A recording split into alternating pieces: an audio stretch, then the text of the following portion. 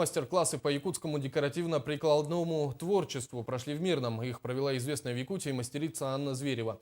Занятия посвятили Году культуры в России и подготовке к 20-летию якутской общины Сардана. С подробностями Августа Степанова. Народная мастерица, член Союза художников и журналистов России, эксперт-консультант Российского этнографического музея города Санкт-Петербурга, член правления Ассоциации мастеров лоскутного шитья России, неутомимый пропагандист и просветитель традиционного художественного наследия народов Якутии Анна Зверева в Мирном. Она проводит мастер-классы с ценителями национального декоративно-прикладного творчества. С раннего утра и до позднего вечера помогает мирнинским талантам совершенствоваться в профессиональном плане. Занятия проходили по нескольким направлениям. На удивление, среди желающих посетить мастер-класс оказались и юные мастерицы. Говорят там про лошадей, сколько видов,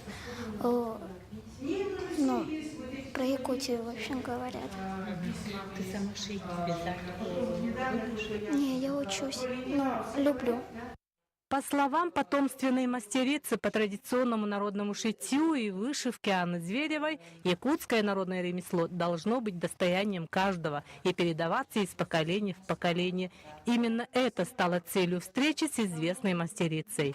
Мастер-классы организованы Управлением культуры муниципального образования Мирнинский район и студией народного искусства «Уран» под руководством заслуженного работника культуры Республики Саха-Якутия Ульяны Мироновой.